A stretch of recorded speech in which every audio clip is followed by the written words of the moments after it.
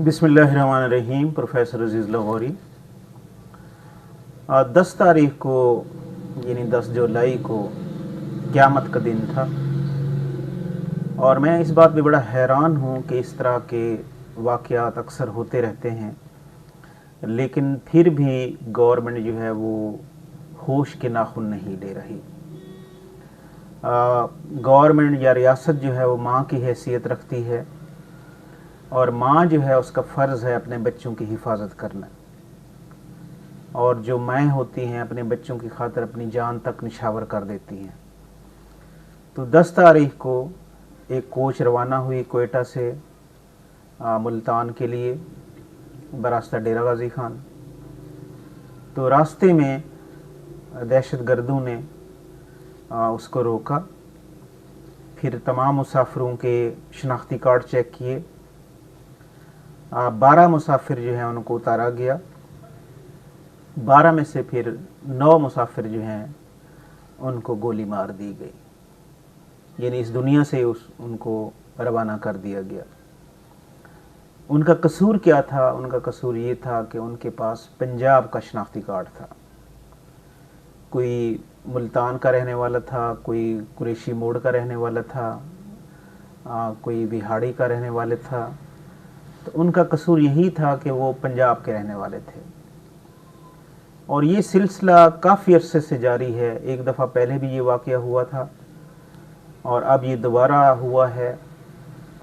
तो कब तक ये सिलसिला जारी रहेगा? ये एक तरह से अदम इस्तेहकाम फैलाने वाली बात है कि अदम इस्तेहकाम जो है फैलाया जाए मुल्क में पंजाब और ये जो बाकी सूबे हैं उनमें नफ़रत पैदा की जाए। पंजाब जो है ये तो बड़ा वसी दिल का मालिक सूबा है।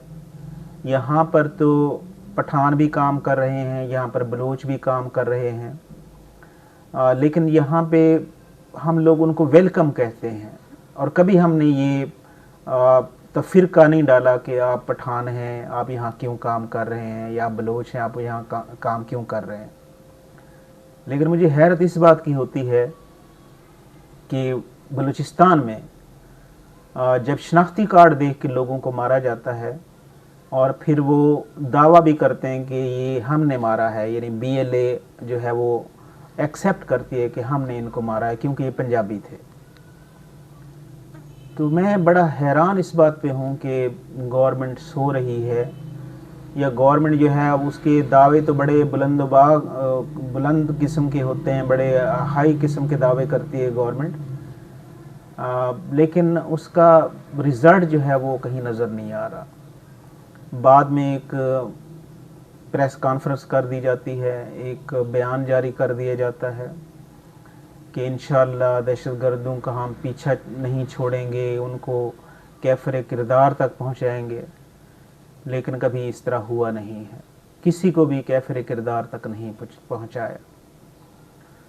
तो मेरी अपील है दस्त बस्ता मैं अपील कर रहा हूँ गवर्नमेंट से, गवर्नमेंट ऑफ बलूचिस्तान से भी, गवर्नमेंट ऑफ पाकिस्तान से भी, कि खुदा के लिए आप ये सिलसिला रुकवाएं, जिस तरीके से भी रुकवाना चाहें रुकवाएं इसको। वरना अगर ये आग फैल गई तो फिर इसमें सारे भस्म हो जाएंगे, फिर कोई भी नहीं बचेगा, ना पंजाबी बचेगा, ना बलोच बचेगा, ना पठान बचेगा। अब जिन लोगों को मारा गया है, एक 2 ऐसे भी फ़र्द हैं जिनको मारा गया है, उनके वालिद की डेथ हुई थी।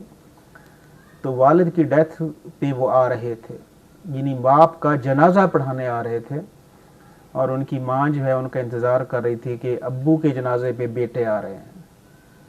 तो हुआ क्या कि बाप का जनाजा भी पड़ा हुआ था, 2 बेटे जो हैं उनका जनाजा भी पहुंच गया। तो इस तरह की जब दर्दनाक किस्म की बातें आदमी सुनता है तो फिर दिल खून के आंसू होता है। एक और कुरैशी मोड़ का जो बच्चा जिसको शहीद किया गया, उसका कसूर ये था कि वो गरीब था, वो बलूचिस्तान में किसी कंपनी में काम करता था और उसकी अभी रिसेंटली शादी हुई थी। तो नई नवेली दुल्हन को छोड़ के ज़ाहिर गुर्बत थी, वो बच्चों के लिए, बीवी के लिए पैसे कमाने के लिए वो गया बलूचिस्तान, जाकर उसने एक कंपनी में सर्विस की। उसकी भी डेड बॉडी जो है वो कुरैशी मोड़ पहुंच गई। तो इस तरह के जो वाक़यात हैं वो एक नफ्सियाती असर भी डालते हैं लोगों के ऊपर कि कोई बलूचिस्तान ना जाए, क्योंकि लोग फिर नहीं जाते। इसकी एक मिसाल मैं आपको देना चाहता हूँ कि अब एक बड़ी करीबी शादी है कोयटा में, मेरे कज़न जो है उनकी बेटी की शादी है, तो उन्होंने मुझे इनवाइट किया है। लेकिन मेरे दिल में अब ये खौफ है कि मैं अगर यहाँ से जाऊँगा तो इस तरह का वाक़या ना हो जाए। और मेरे कज़न ने भी मुझे कहा है कि भाईजान मैं नाराज़ नहीं होऊंगा, आप बस दुआ कर दीजिएगा मेरी बेटी के लिए। आप अगर नहीं भी आएंगे तो कोई बात नहीं, क्योंकि हालात जिस तरह के बने हुए हैं वो बहुत ही खौफनाक हैं। अब दिल तो बहुत करता है कि बंदा जाए, लेकिन फिर जब ये सोचता है कि वहाँ पर इस तरह की दहशतगर्दी होती है और इसका कोई यानी अभी तक कोई हल नहीं निकला, एक दूसरे के ऊपर डालते हैं।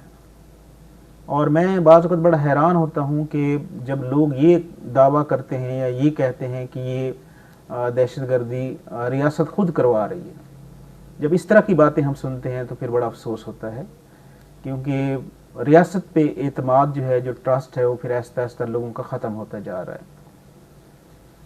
तो मैं ये दुआ करता हूँ कि अल्लाह करे कि मुस्तक़बिल में इस तरह के और वाक़यात ना हों और मुल्क में अमन और अमान की फ़िज़ा हो, ताकि तमाम सूबों के लोग एक जगह से दूसरी जगह आ जा सकें। पाकिस्तान के लिए बहुत सारी दुआएं, सूबा बलूचिस्तान के लिए, पंजाब के लिए, KPK के लिए, सिंध के लिए। यहाँ पे एक से एक बढ़कर मसला है, यानी बंदा उसको अगर हाईलाइट करे तो बाज़ औक़ात ये ऐसा लगता है कि जैसे हम लोग मसाइल और इस तरह के हालात के दलदल में फंसे हुए हैं और दिन ब दिन हम इस दलदल में दबते जा रहे हैं। अल्लाह ना करे कि पाकिस्तान को कुछ हो, क्योंकि पाकिस्तान है तो हम हैं, और अगर खुदा न खास्ता पाकिस्तान नहीं है तो हम भी नहीं हैं। पाकिस्तान जिंदाबाद, Pakistan पाइंदाबाद। Please subscribe my YouTube channel. Thanks a lot.